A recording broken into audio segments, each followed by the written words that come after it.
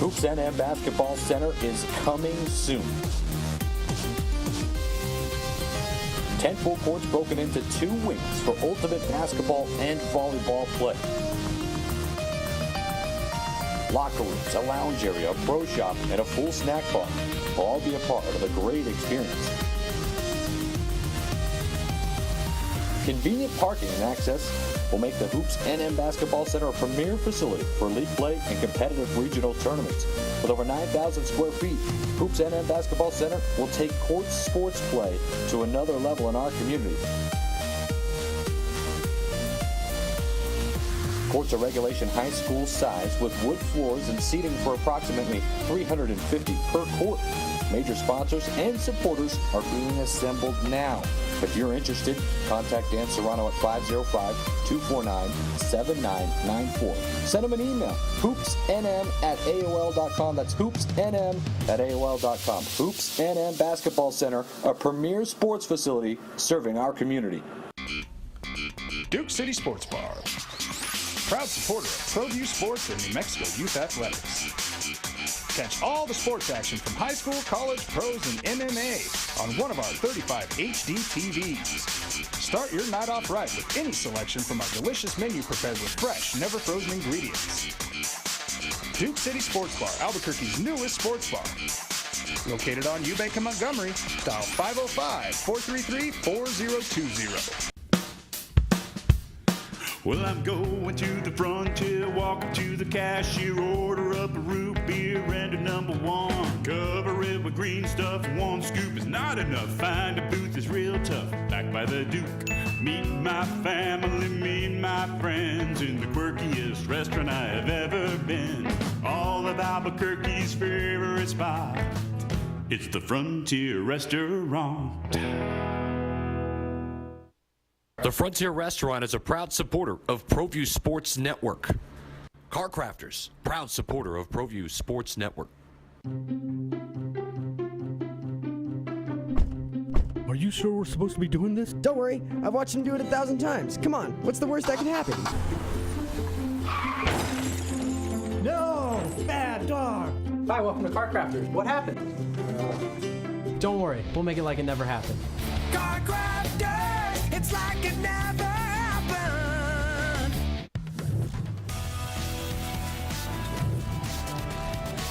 The Sports Desk is proudly presented by Car Crafters.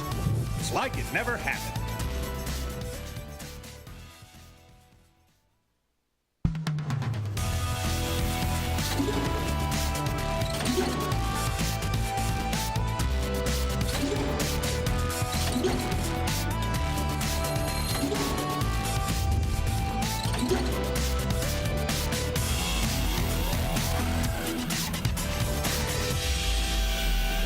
Welcome to the Sports Desk. I'm Scott Gallotti. Aldani and Wani, our fine director here. It's another week of sports, another week of high school. We're going to talk a little bit about the Lobos as well. And we are joined by Ed Nunez. And Ed, I'll tell you what a week it was. You and I happened to do the same game on Friday. And, you know, the game the next day was kind of the big surprise. We'll get into that game. Obviously, that's Rio Rancho Manzano. But we did the El Dorado game on Friday, both on radio and TV. And, you know, it's been a busy week, but we revolve around your favorite subject, University of New Mexico Lobos, big victory at Tulsa. I got to be honest, I was ring announcing some fights on the Civic Plaza, so I was getting updates from Micah Frankel, who does the Red Menace. And to be honest with you, going down there with the third string quarterback, I wasn't overly optimistic. I got to be honest. So when I'm getting scores, it's 10-10, 13-13. We have the ball with 54 seconds left. I still was pessimistic because I don't know what's going to happen. Then I get the final, and my son and I talked about it later, and I asked my son because he saw it, and it wasn't probably the most classic Lobo win. But here's what I thought. I thought that the team was under siege a little bit. Coach Davey, there was questions about the certain mistreatment of players, the drug tests, things like that. So I thought the team itself and Coach Davey were a little bit under siege. To me, and I've been watching Lobo football, I told you, for 35, 40 years. It was one of the most gutsy wins that I thought Coach Davey had here in his tenure. Someone commented the other day like, oh, the Lobos only scored 16 points. Hey, they're down to their third-string quarterback, a guy that hadn't thrown a pass since high school, I believe. Right. Colton Gerhardt. They didn't know what they'd get from him. And the thing that Coach Davies said in the paper was that Colton Gerhardt took the snap down to the last second. Right. He acted like a veteran quarterback on the road. Now, I get it. The Tulsa's this and that, and they're not.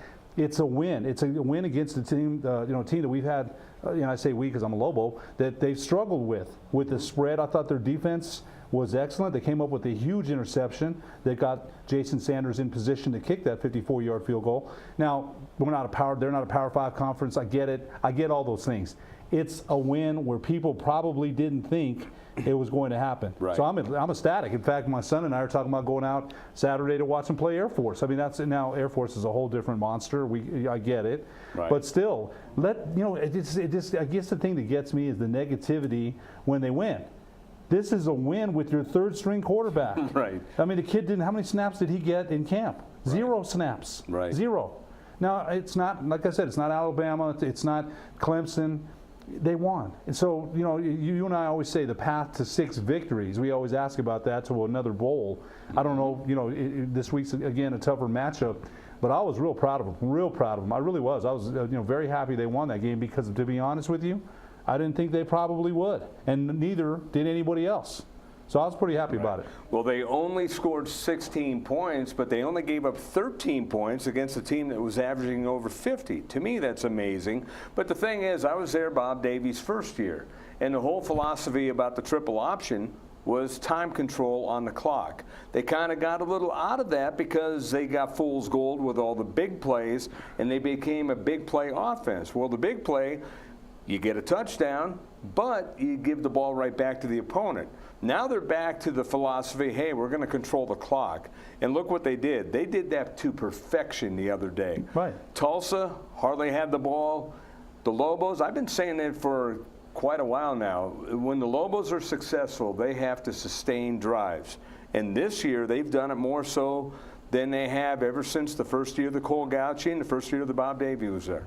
42 minutes time of possession for UNM on Saturday, Tulsa 17 minutes. So that's the whole idea of the offense. So that's you put that in the locker room, to me, that's a perfect performance. To your point. Because that's exactly what the offense is designed. You get points. And by the way, they had chances for other scores, and they had fumbles and turnovers. Otherwise, it could have been an even bigger victory. Well, if you look at it, you mentioned that. What's the perfect formula? Colton Gerhardt throws 13 passes, 9 of 13 for 108. Which is, again, that's they rush the ball well. They're starting to climb back up in the national statistics.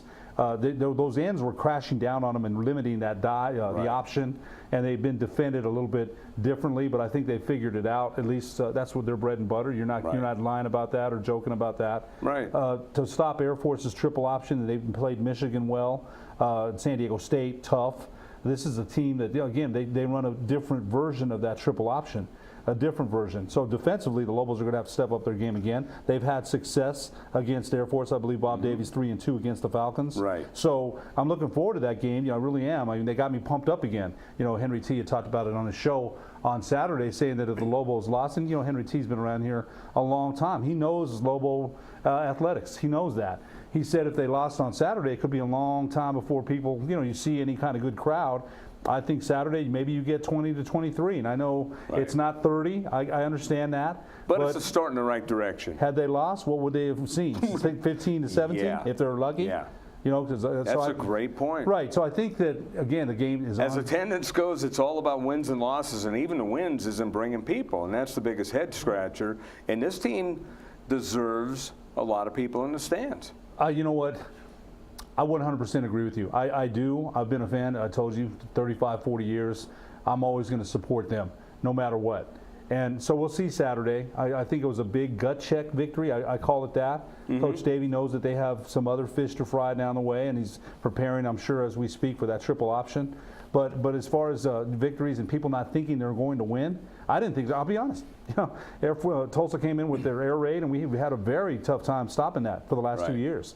And the defensive coordinator for the Lobos, Coach Cosgrove, did a great job of preparing the Lobo D. In fact, made a call towards the last that resulted in an interception. And Chad President, the Tulsa quarterback, even said they made a great call, and he didn't expect that the defensive back to be there, and that got Jason Sanders on the field. Well, here's the thing. You just mentioned the air raid, and it amazes me that teams, the biggest strength of the Lobo defense is against the run. They're not so good against the pass. But against the run, they are very, very good. They're big in the middle, probably bigger in the middle now than they ever have been in the last probably 10, 15 years. Here's the thing. The parts of the game that I saw, Tulsa was expecting to run it right up the middle, and it was playing right into Lobos, and then it forced President to make a pass. Where this was a team that usually passed on first down, they got out of their game plan, played right into the Lobos, and the Lobo defense came up to the challenge. Boy, I'll tell you what, they sure did. And you can give them a lot of credit as well. Maybe we're not giving them enough credit because, we were talking about the run game, the time of possession, things like that. Overall, the game plan for the defense and the offense was great. And Coach Bob Davie has a lot of credit to Coach Davie. And again, you heard things, murmurs around the program. I'm sure some of that is not over with. I think the world of Coach Davie. We're lucky to have him here. We've had a lot of good coaches here. Rocky Long, Bill Mott back in the day. Joe Morrison was a good coach. Dennis Francione. This guy is I really like him a lot. I mean, we talked about that 35-25 at Notre Dame. I mean, that Texas A&M. I mean, he comes from great lineage. The problem is that record of Notre Dame's not good enough. Right. But at most universities, it would be gold. Yes, he took them. Like if he had that record here right off the get-go. Oh man! Contract extensions. He'd be listed as one of the top coaches of all time. Oh yeah, there's no doubt about it. So I think he may still be. Before it's all said and done. But when the first year was 4-8, people look but then again, I was there. That year could have been 8-4, 9-3. Could have gone either way. I think the other thing that you're saying. Let's say this. Now I don't want to get too ahead of ourselves. They go to another bowl game. Let's say they do. That'd be three bowl games in a row. Right. Would he be considered one of the better ones? Yes, absolutely. Although there's a lot of season to be played, and Coach Davie wants no part of that talk, I'm sure. Right. But if they do go to another bowl game and they win 6-7 games again, you have to consider that. You really do. Let's take a look at some of the high school football schedules from last week. The results are in, and we had a lot of big games last week. And believe it or not, week number 5. And you look at that, you got Albuquerque, Del Norte. These two teams always play great games. You know what? If I remember last year, it was a lightning delay that cost Del Norte. Del Norte, I think, was leading. They came out. They called it for a lightning delay. They were 0-4 going in. They gave Albuquerque all they could handle, and the Bulldogs eke out a 6-point victory. So that they always are head-smashing games when they get together. A surprise, if you will. Volcano Vista, not so much that they won, but 31-7, they shut down Atrisco Heritage. I had talked to one of the Volcano Vista defensive assistants before this game, and I said, you got a plan for Angel Ramirez? Do you have a plan for Alvidrez? He said, yes. I said, are you going to control the edges? He said, yes. He wasn't lying. I looked at him skeptically and said, I'm going to say it on the show. Right. We had already taped, but he wasn't lying. They did a very good job of containing both of them. Sandia getting back into the win column. Then you got Cleveland, 56-49 over Artesia. We'll talk in depth about that game out of the break. El Dorado over Valley, 49-14. La Cueva over Highland. Los Lunas shutting out Rio Grande. Other games on Friday. And in the other games, you got St. Pius, 14-7 over Lovington. Santa Teresa all over Valencia. Belen beat Roswell. That's a big victory for them. Belen 5-0 to start the season, I believe. They're playing very good football. And against a very good Roswell team. Right. That a lot of people in this state were talking about. That's right. I'll tell you what, Belen, keep your eye out on them. West Mesa getting back into the win column against Piedra Vista, who was undefeated at the time. Tell you what, the Mustangs, they trend up, they trend down. That's a good victory for them, though. It is, and Hope Christian getting a win over Bloomfield, and the big one on Saturday, and we'll also talk in depth about this one, Manzano. They were a 2-point conversion away with 10.5 minutes to play from a 50-point rule against Rio Rancho. I couldn't believe my eyes. Yeah, you texted me that, and I think my response was, holy cow. I've not seen Rio Rancho get it handed to them like that I can't even remember. Well, running clock is bad enough, but that was a two-point conversion missed. Otherwise, that game would have ended with 10:30. Ended up being a running clock, and no one scored from that point on. Well, I know you're going to get into this later, but yeah, that's still very surprising to me that they got beat like that. And I think one of the things we said on the Proview rundown on Friday was they couldn't put too much emotionally into that game if you won or lost. But I got to say this, that a shot was fired across the bow by the Monarchs, because when you have a big victory against the perennial power like Rio Rancho and you beat them like that, people all of a sudden look at you like, oh my goodness, okay. Right. You're elevated to another spot. You really are, because going into the game, I think people, even Rio Rancho coach David Haas said after the game, he was surprised. Yeah. He was surprised. You know, he didn't expect that. So I think there's a lot of questions still to be asked about Rio Rancho. So we will take a break, and we will come right back out of the break with more football action from last week. We'll have the highlights of the 2 top games of the week. But first, the Dream Style Top 10 Plays of the Week.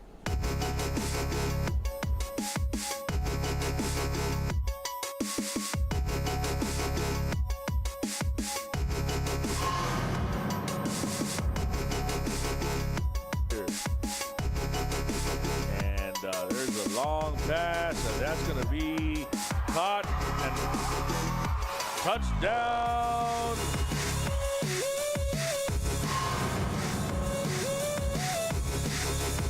Each side of them on 1st and 10. And Nolani's going to go deep on 1st down, and that's caught, and look out. It's a foot race down the sideline, and I don't think anybody's going to catch him. It's going to go 80 yards for a score.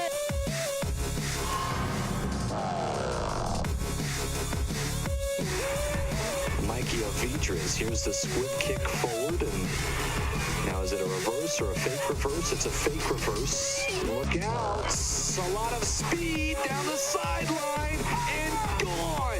Gonna take it all the way, 80 yards. It's Blaine Grant. Don't blink, another touchdown. Game is gone. Teams are going for 6. Trujillo, he's got plenty of time again. He's going to roll. He's under duress, fires to the end zone. Touchdown. What a grab. I don't know, 15-yard penalty it is, 1st down and 10, and here is the handoff to Isaac Torres, and look at him go. Isaac Torres, shot out of a cannon, and he's in. Touchdown.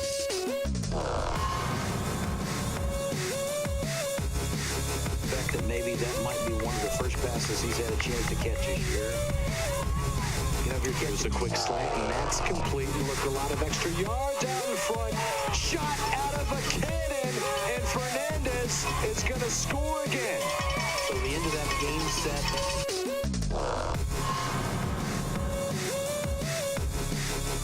Really in control right now.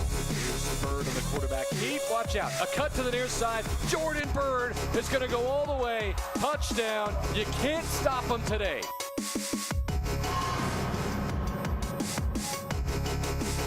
The Vikings at the 40. Dami, the 7-step drop, throws out to the right. Intercepted. Going down the left sideline with some room. To the middle of the field. Might be a pick 6. One man to beat. Cuts it back on the inside. 20, 15, 10. One more cutback. And a touchdown. What a fantastic return for an interception.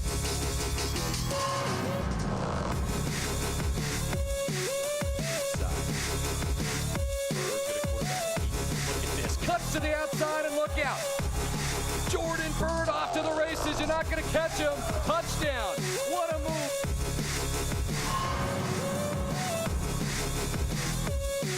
Look in. We'll send Erickson in motion. And the handoff is just, no, it's a double option. And there is Erickson. He's got a lot of speed. Look out. Watch out. Erickson shot out of a cannon. And he's going to go. Andrew Erickson, 99 yards.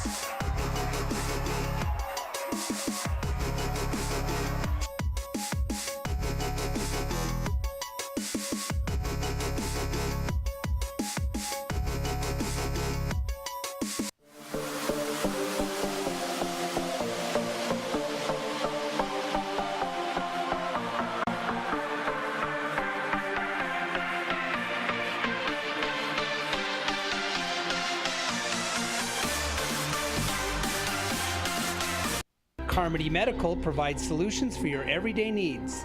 Hot and cold compression wraps provide therapeutic compression for the shoulder, hip, and knee. The therapy wraps are constructed of an insulated outer fabric and a ventilated cotton pocket to protect the body. Elastic belts allow mobility and deliver a gentle, adjustable compression. The reusable therapy packs can be removed from the pouch and placed into the freezer. Contact Jim for more information.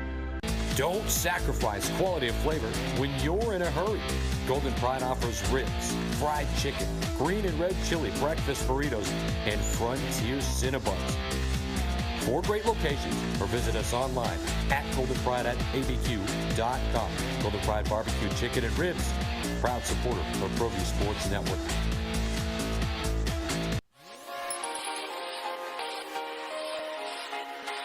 Folks, there's no other way but to be all in. Either he's Lord of all or he is not Lord at all.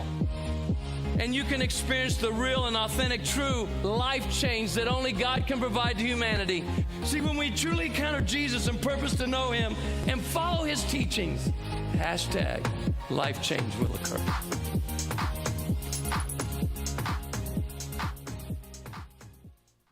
VR Junkies is a virtual reality arcade.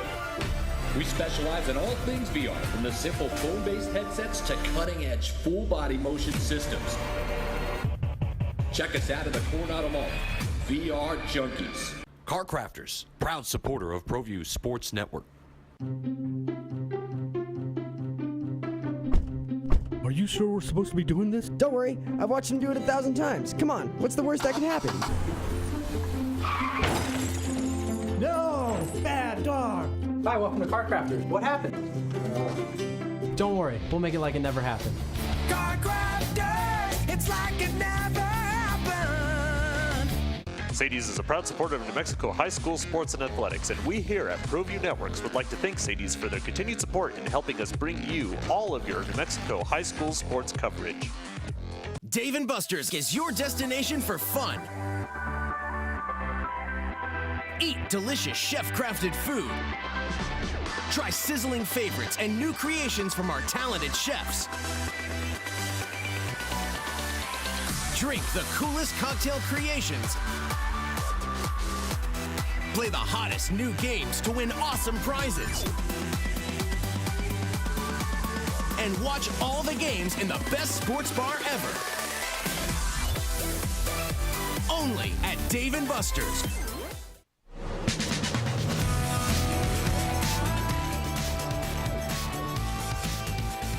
And we are back here on the Sports Desk. I'm Scott Gallotti along with Ed Nunez. Alden Iowani, our fine director, keeping us on the air here. And we're keeping him busy with a lot of graphics, a lot of highlights. We're going to go to highlights right now as we have highlights of a couple of games of interest of last week.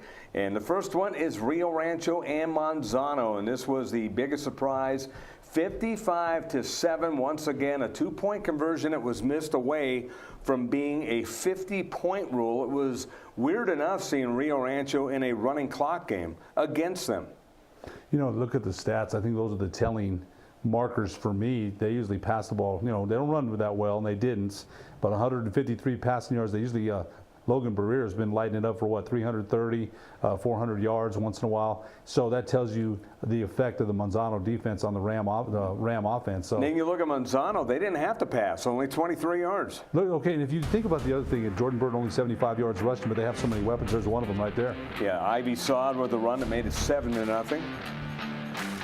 And this was just the quick start of things. Jordan Bird breaking it from 46. Look at the blocks on the second level blocks on the line of scrimmage.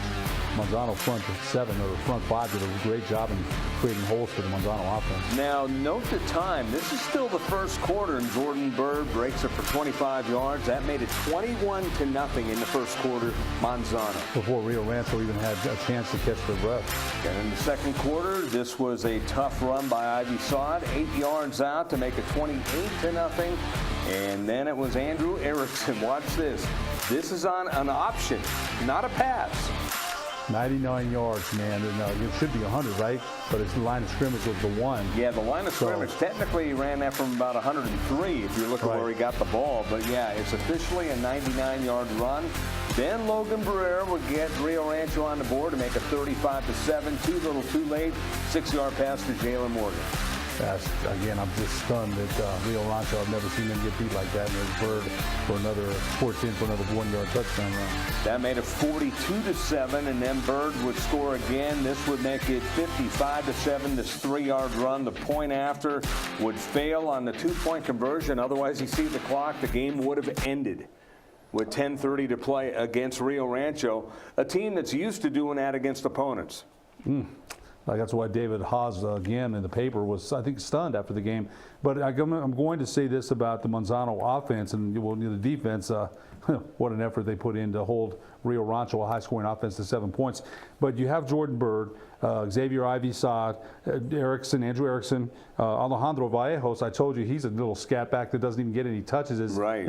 And then you have Keon Pringle, who doesn't even get on the field. Right. So, the thing is, I forgot about Pringle. Yeah, you're right about that. But, you got I forgot about him, but you got Ivy-Sod. Where's he going to get he started off the season with Ivy-Sod injured, and he had a great game, and he hasn't really seen the light of day since full-time. But, yeah, Pringle, I forgot about altogether. Okay, so Ivy-Sod is a back that you have to give a lot of carries, so you just can't say, well, let's give him. Right. You know what? This kid is a 15 to 20 carry, and then you got Jordan Bird, who's very good with the quarterback read.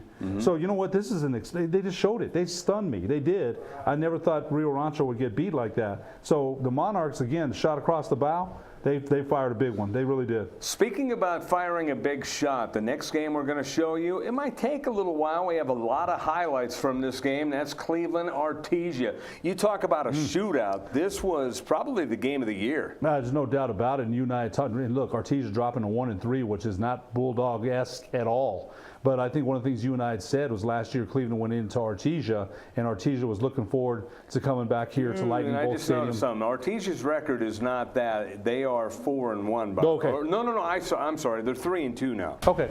But yeah, that is not correct on the record. So they are 3-2. But these are the highlights. Angelo Trujillo, 21-yard pass to Isaac Torres. That got the game going, and then there was no breathing after this. It was score after score. Track meet, 80 yards. Taylor Null to J.R. Bustamante to tie the game.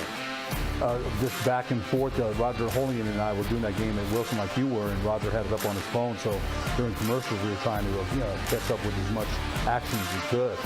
Null, 3-yard pass to Cheney Hart made it 14-7. Randy Nieto, a 9-yard run to make it 14-14. And Null, 71-yard pass to Tyler Greenwood as he broke out of the pocket, found Greenwood wide open. This made it 21-14 in favor of Artesia. Right back comes Cleveland. Trujillo, a 52-yard pass to Isaac Torres to tie the game. And look at this, just beautifully thrown down the right sideline, and looked like one of the safeties was late and coming over to help, but Trujillo's been having a fantastic season. Taylor Null, a nice 4-yard run here to make it 28-21, but then this would be the last lead that Artesia would have. Then it would kind of flip the scale as Trujillo, a 21-yard pass to Trey Wilson to tie the game at 28. Look at this breakout ability by Trujillo. I'll tell you, dangerous pass. Going the other, rolling to his left and throwing kind of back across your body. Got it done. 10-yard pass to Trujillo to Justin Ainsworth. This made it 35-28, and then Cleveland had the edge that they would not lose, although it would go back and forth. But the big touchdown here was Trujillo, 76 yards to Jesse Gonzalez. This made it a 2-touchdown lead, 42-28. I forgot about Jesse Gonzalez. This is another team that has so many weapons that you forget about Jesse Gonzalez with Ainsworth and Trujillo and Nieto out there. They have so many weapons. Torres, they have a lot of weapons. No to Hart, 42-35. Second time those two hooked up. And once again, it would be Cleveland going up by 2 scores. 49-yard run this time, Isaac Torres. Oh, man, look at the way he found the hole. And Coach Ridenauer always mentions how fast he is. He just outruns the rest of the Artesia defense. No, 10-yard pass to Hart to make a 49-42. But then Torres says, oh, I've got this. And all Torres did was go 58 yards this time to make it 56-42. I don't know how many overall yards he had rushing, but he had a tremendous game. And again, look at the speed. He's wide open in the secondary there. Then it was Null, a 3-yard TD pass to Hart to make it 56-49, and that was with 2:33 to go. Then the onside kick would come up, and it would go out of bounds, and Cleveland would get the ball. So Cleveland was in good shape here with the ball and the lead, obviously. But then there was a run by Torres. You'll see right here as Torres got some yardage on the positive front. But the key there, he stayed in bounds. But then on the next play, Torres would fumble the ball, and this would give Artesia one last gasp. And that's what James Yotis had said in the Journal, that he inexplicably fumbled the ball because the game was over. Well, here's another thing. Here's a spike by Null. You can't do that in high school football. It was a flag. It moved them back, forcing this play as time expired. Null throws it out of the end zone, and that was the end of the game. That's too bad. You know, you want to give your receivers, it is a Hail Mary, but you want to give your receivers a chance to make a play. And there's Torres' numbers, by the way, 248. Look at that. Just 4 touchdowns. How about Trujillo? 350 passing yards. He had 5 touchdowns altogether, 1 rushing. And Taylor Null, 408 passing yards and 6 TDs. Well, since then, you know, since Cleveland lost to La Cueva, and in a very battering way, by the way, they've come back with 3 solid wins. So the Storm is a team that you still have to reckon with. I still wonder if was that an aberration when they played La Cueva, or were the two teams that, you know, did La Cueva have that much of an advantage? You have to wonder that because Cleveland rarely loses like that, rarely. But since then, what a response. And again, an apology. Artesia 3-2, not 1-3, as the screen said. We'll take a break here. We'll come back with standings. We have the polls and everything else coming out of the break here on the Sports Desk. Visit the Frontier Restaurant. Due to heavy construction on Central, take lead or coal coming north or south. The Frontier Restaurant. Get your Frontier fix on.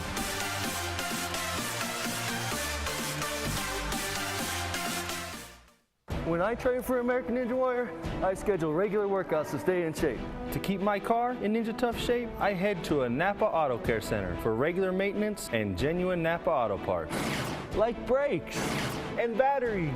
I trust my Napa Auto Care Center for quality parts and quality service. And with the 24-month, 24,000-mile nationwide warranty, I drive away with peace of mind every time. Visit AutoCareNM.com to find a location near you. Don't sacrifice quality of flavor when you're in a hurry.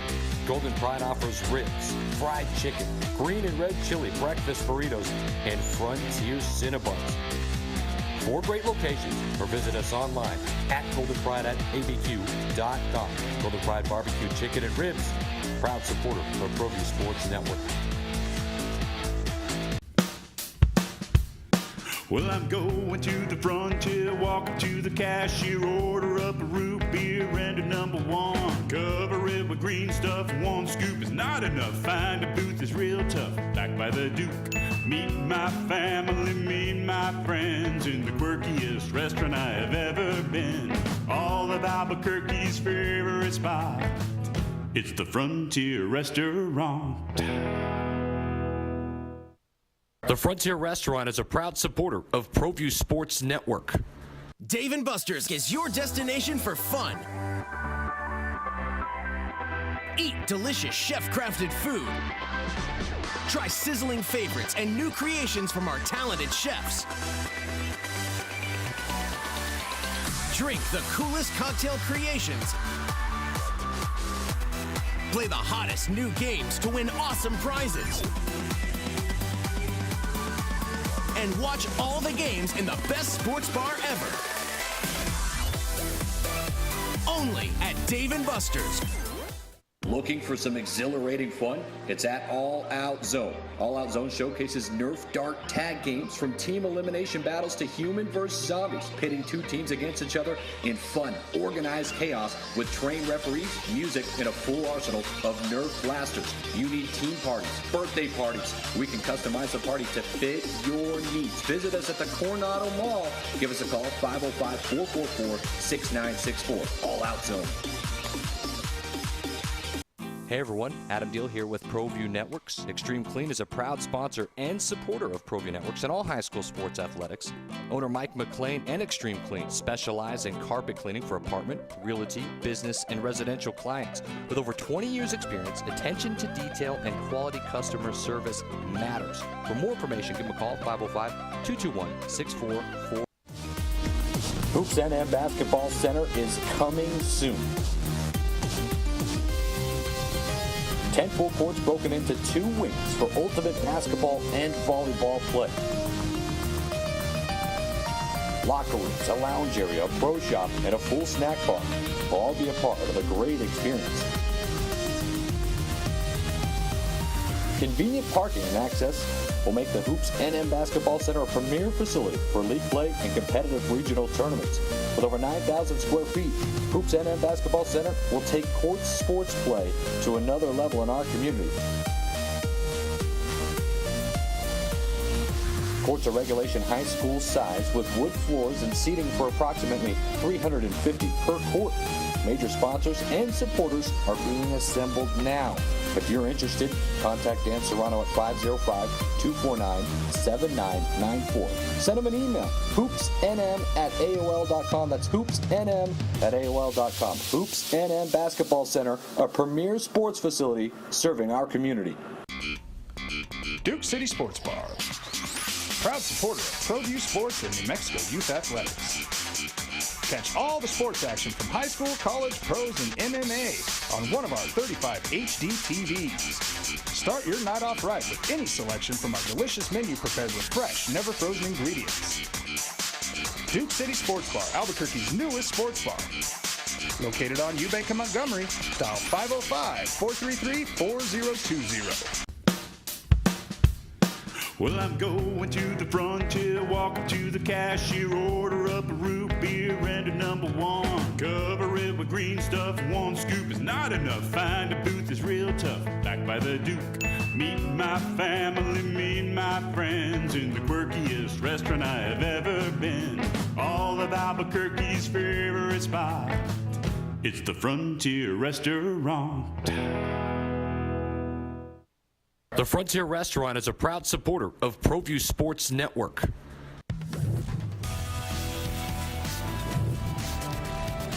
The Sports Desk is proudly presented by Car Crafters.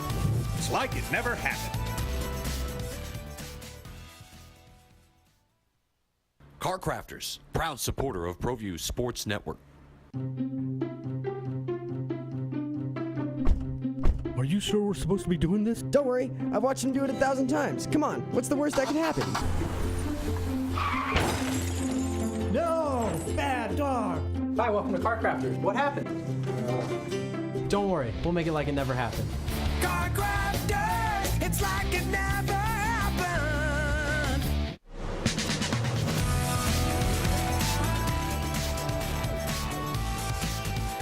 And we are here back on the Sports Desk. I'm Scott Gallotti along with Ed Nunez, Alden Iowani making it happen. He is our producer-director, and it's another week. Hard to believe that we are already in Week 6, but before we preview Week 6, we're going to go over the coaches' polls in football, and we'll start with 3A, and you got Capitan up in its record to 5-0, along with Eunice, Estancia. They moved up. They're 2-3. Santa Rosa 2-3. Dexter 3-2. The reason why some of these teams with below 500 records moved up, teams like Tularosa and Raton lost last week. Well, you know, I think one of the ones that interests me is Estancia at 2-3 because they won some of the last state championships in 3A, but still, you mentioned it's Week 6 already. Hard to believe. But Capitan and Eunice look pretty solid in 3A right now. Well, this is a coaches poll, so that brings up Estancia. Even though they're 2-3, the coaches know how good this team is. So they're a run-heavy team, and I think they would run that double wing offense out there. And I remember doing their state championship about 3 years ago. Very impressed the way they very disciplined. They had a good offensive line at that time and some good running backs. So yes, that's probably why the coaches have them as high as they are, even though they're 2-3. Let's move up to 4A now in the NMOTSC coaches poll. Robertson 5-0. Taos also 5-0. St. Mike's moving up. They're 3-1. Moriarty suffered their first loss. They're 4-1. And Portales moved up to 4-1. Well, Moriarty finally losing. You know, they were 4-0 before that, so that's a little bit of a surprise. And they've been doing very well in 4A football for a while. But Robertson at 5-0, that's making a little statement themselves there. Another team making a statement in number 7 is West Las Vegas. They started off a little rough this year, but they're up in their record to 3-2. Well, that's the, as we call them, the Richard Tripp Dons out there. And, you know, the Fighting Richard Tripps is what I call them. You know, again, Richard Tripp, the athletic director out there, and one of the finest gentlemen we know for sure. Yeah. So, you know, that always looks forward later. The whole city of Las Vegas does when West and Robertson get together. That's always a headbanger, and boy, what a rivalry that is. It has been, so that's not till later in the year, but you're kind of setting the table for that. Robertson at 5-0, and West, as you mentioned, starting out a little slow, but bringing themselves up to 3-2. Let's go to 5A now in football, and on the 5A front, Artesia, even though they lost, they're still number 1 in 5A. Belen 5-0, they're waiting to make a statement as well. Roswell, well, they're having a good year. Los Lunas 4-1, and Miyamura is at 4-0. Look at Los Lunas, and I think you know, Roswell even at 2-2. They lost to Belen, but they're still number 3 at 2-2. I think the other team that kind of surprises me a little bit is St. Pius. They went down to Lovington and won a tough game, 14-7. And we mentioned all the losses Pius had, particularly at quarterback with Drew Ortiz. Drew Ortiz only comes along, you know, once every 25, 20 years. Right. But they're still 4-1, and they lost their coach. Coach Montoya is doing a good job over there. So that kind of surprises me that Pius is still having the 4-1 success that they are early in the season, considering all the people they graduated.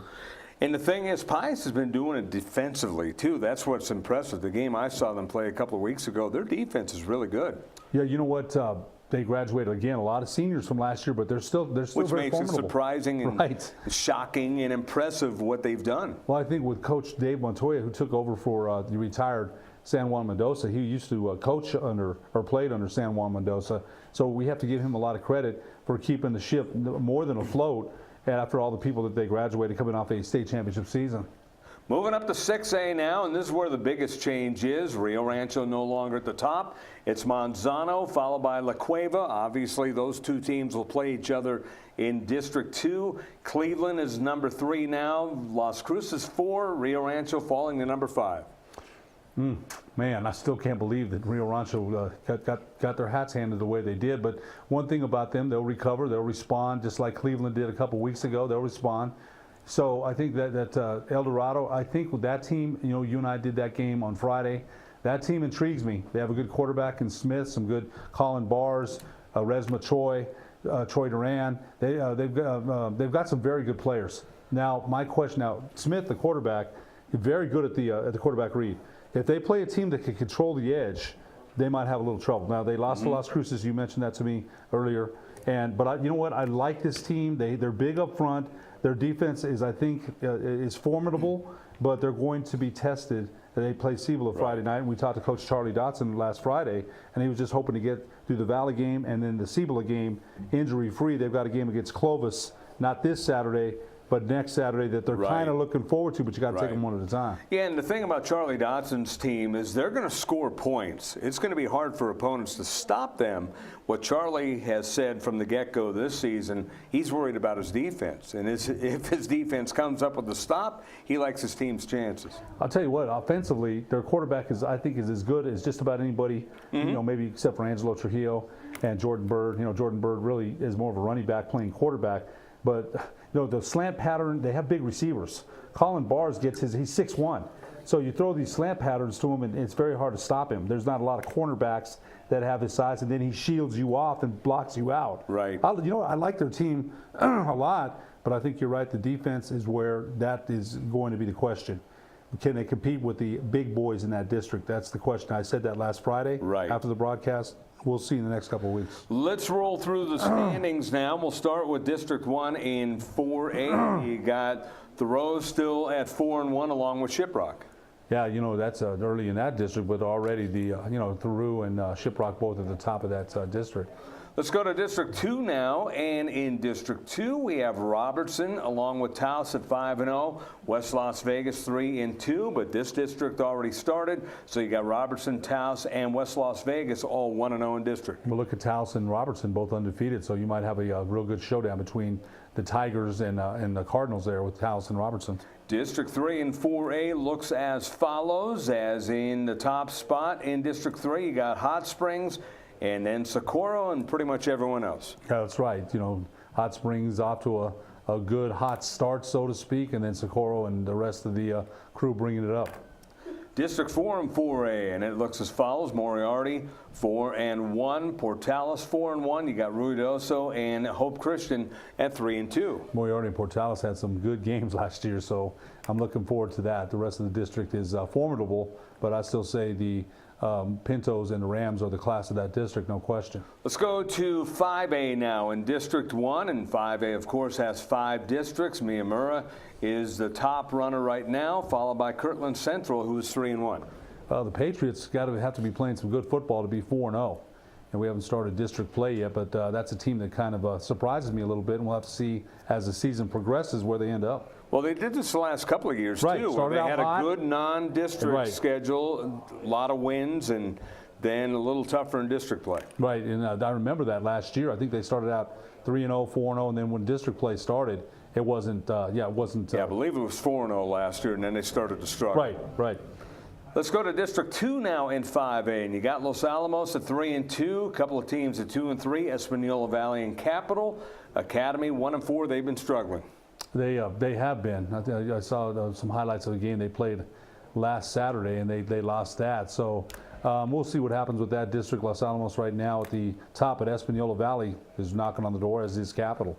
District 3 in 5A, and in District 3 you have Santa Teresa 4-1, Deming, Chaparral, and Alamogordo still at the bottom. They didn't play this past week, but 0-4. I'll tell you what, I told you this in a text a couple of years ago. Back in the day, the Tigers ruled the roost in 5A, which was 6A then. And it was a couple of years ago that Alamogordo in 5A was 4-0, and they kind of struggled in their district before moving down to 5A. So I don't. But in 6A, well, I think it was 5A at the time, and then technically it would have been 4A, but they moved down to 5A. I think what's happening though is Alamogordo, maybe not as many kids, not as much enrollment there, because I'm telling you they were very formidable football, basketball, a lot of great athletic school. So you have to wonder if they don't have the numbers that Somebody they at Wilson Stadium told me that, because we saw them play the week before, obviously, when they when Alamogordo played St. Pius. Someone had, it was at one of the stadiums, I believe it was Wilson, said that the Alamogordo coach told them that basically,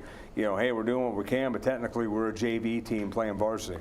Wow. That's a telling story. I had no idea until that person told me that. It's like, wow, because that means that they're really down this year. What does that tell you? And again, there's we're getting numbers. You're right, and I think one of the things. I mean, it hits your nail on the head. Numbers. No, it did, because back in the day when I played for Highland, we'd go down there and play Alamogordo in basketball and football.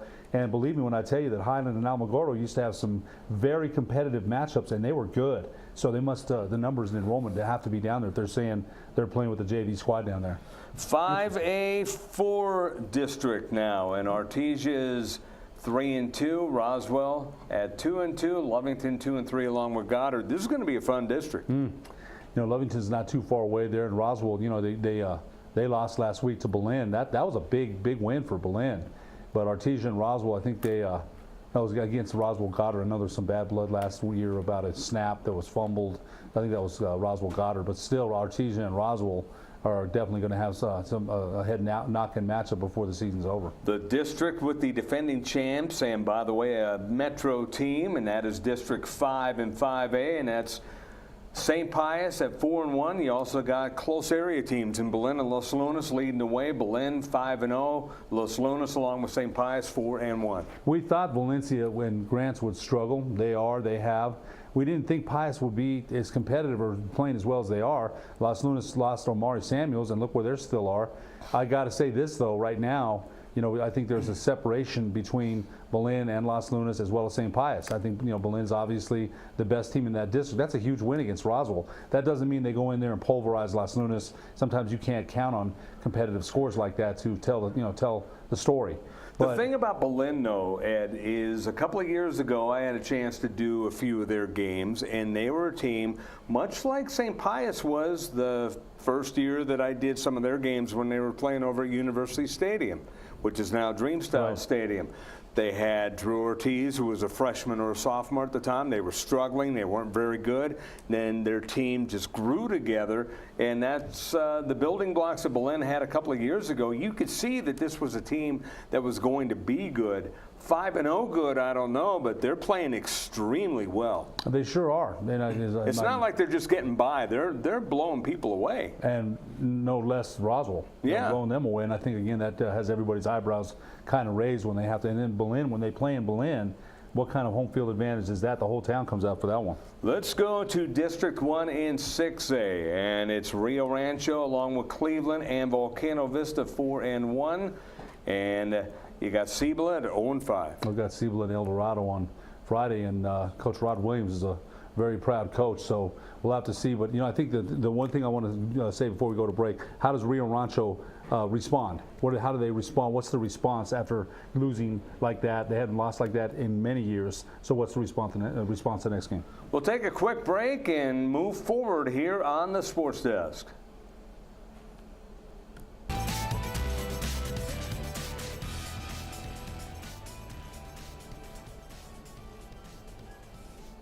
Carmody Medical provides solutions for your everyday needs. Hot and cold compression wraps provide therapeutic compression for the shoulder, hip, and knee. The therapy wraps are constructed of an insulated outer fabric and a ventilated cotton pocket to protect the body. Elastic belts allow mobility and deliver a gentle, adjustable compression. The reusable therapy packs can be removed from the pouch and placed into the freezer. Contact Jim for more information. Don't sacrifice quality of flavor when you're in a hurry. Golden Pride offers ribs, fried chicken, green and red chili breakfast burritos, and Frontier Cinnabons. 4 great locations, or visit us online at goldenpride@abq.com. Golden Pride Barbecue Chicken and Ribs, proud supporter of Proview Sports Network.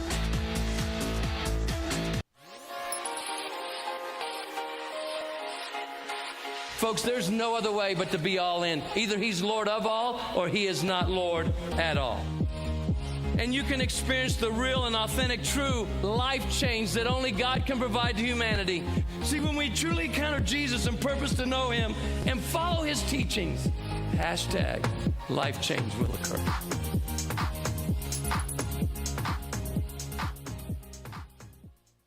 VR Junkies is a virtual reality arcade. We specialize in all things VR, from the simple phone-based headsets to cutting-edge full-body motion systems.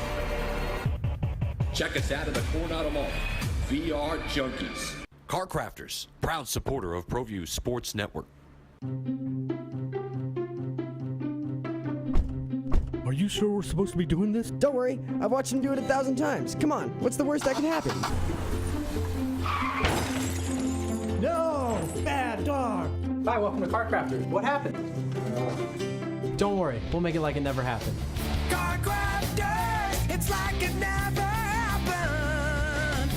Sadie's is a proud supporter of New Mexico high school sports and athletics, and we here at Proview Networks would like to thank Sadie's for their continued support in helping us bring you all of your New Mexico high school sports coverage. Dave & Buster's is your destination for fun. Eat delicious chef-crafted food. Try sizzling favorites and new creations from our talented chefs. Drink the coolest cocktail creations. Play the hottest new games to win awesome prizes. And watch all the games in the best sports bar ever. Only at Dave & Buster's.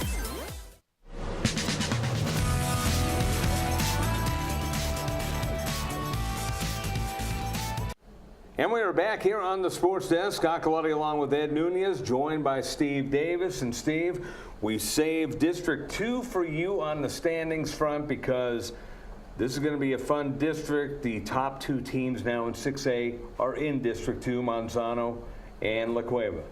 Well, first of all, before we start, guess what, guys? It's 6 weeks. We're halfway through the season. It just seemed like we started. I thought you were going to say, well, selection seeding shows in 2 weeks. It's almost there. You know what? And these games are implicated. You saw, I was listening to your, earlier your broadcast, and Rio Rancho dropping down, and they have one loss, and all of a sudden everybody's giving up on them. But I think Ed had these teams are going. It was a wake-up call for Rio Rancho. It's first loss, and they had a winning streak of like 14, 15 games. Right. I can't remember. Yeah. 17 to be exact.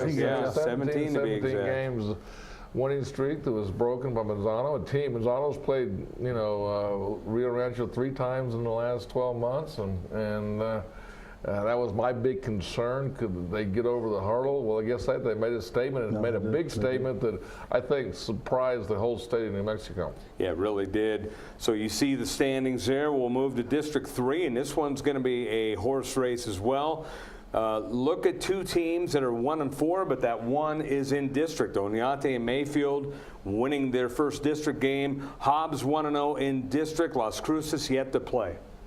Well, Mayfield kind of another one of those teams that all of a sudden district starts and they're on the winning board. But that's going to be an end. But I think the team that I really have been kind of following since their loss to Clovis was Hobbs, and then they're it's kind of like we don't talk a lot about Hobbs, but Clovis is a team to reckon with, and here all of a sudden Hobbs is winning that district that we thought that was going to be basically a Las Cruces. Somebody from Las Cruces was going to win that district. Let's go to District 4, and the one team that kind of took a hit in the belt, if you will, Atrisco. They are now 2-2, while West Mesa, they upped their record to 3-2, and Ed mentioned earlier they're kind of an up team one week and a down team the other. You and I saw them play earlier in the year, Steve, and their defense has improved, but their offense is kind of hit or miss. Well, I think, don't take, we're talking about Atrisco here. They play Balcana. Well, I was talking West Mesa, and West Mesa too. West Mesa, but I'm just saying Atrisco Heritage. They were just like running on everybody, and maybe we'll get to them in a minute. But Balcana Vista is kind of another team like Hobbs. I mean, they just plug away. Right. No, that's a good way to put it, and you and I have seen them as well. Let's look at the schedule here in week number 6. Steve mentioned it was week number 6, hard to believe, and got some good games. We'll see how good Miyamura is playing against St. Pius. We mentioned they're 4-0. Their big test coming up. You know what really is, because we mentioned that they started out 4 or 5-0 last year, and then in the middle of their schedule they started faltering. I think it's also a test for the Sartans, and people can say they're 4-1, they played better than expected. But let's see. I think that's a good test for both teams. El Dorado Cibola could be an interesting one. How about Los Lunas taking on Artesia? Well, I think that's one of the games that might be the My 50 game of the week if we can get the internet to work. If not, we'll make another game. But watching that Artesia, I mean, guys watching Artesia last weekend was a team that gave Cleveland everything they wanted. So and they're maybe one of the top quarterbacks in the state. Yeah, and it's hard to believe that they have 2 losses by identical scores, no less. We'll go to the other games on Friday coming up this week. Manzano, Piedra Vista, and it'll be Sandia taking on Rio Rancho on the road at Rio Rancho. Important game for both those schools. Well, I say this in defense of Coach Barker. I wouldn't want to play Rio Rancho this week. I wouldn't either. I don't care who is on that schedule. They're going to come out. They've had a 17-game winning streak broke. A team that they beat Manzano very handily, very easily last year. 2 very decisive games, and I'm telling you, I just wouldn't want to play Rio Rancho this weekend. Let's go to the Saturday games coming up, and you got Bernalillo St. Mike's, Raton at Academy, Valley, West Mesa, Moriarty, all with the week off here. And as we have a couple of minutes to go, let's go quickly to the volleyball coaches poll, NMOTSC coaches polls. And Sandia Prep still leading the way in 4A over Robertson, Portales, St. Mike's, Moriarty. Let's go to 5A now. And in 5A on the coaches poll, you got St. Pius still leading the way yet. You know what? Sergeants have been in that class for the last 2 or 3 years at that #1 spot for much of the year, so I'm not surprised. And in 6A, La Cueva is still on top this week. Centennial, the defending state champions, at #2. Coming up, Steve, what's coming up here on Proview? Well, I just think more and more football, but more about what it's more. These games mean something for the district. It means something for this, the selection season we're talking about later. But it is here, and then you can kind of tell with the weather changing. It just seems like, it's fall, and all of a sudden everything 15 to 20 degrees all in a matter of 3 days. It was crazy that this have a great Sunday. This last Sunday was, got to go play golf, and then I next wake up Monday and Tuesday, and guess what? I'm wearing long sleeve shirts. Right. And I want I quickly want your thought on the Lobo victory.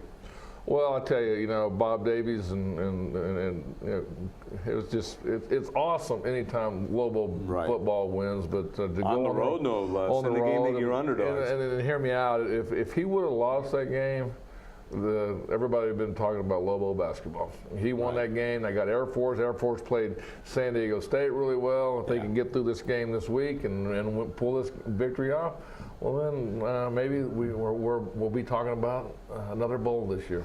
Well, he's Steve Davis. He's Ed Nunez. Alden Iawani helped us put this all together. I'm Scott Galletti. We will talk to you next week on the Sports Desk.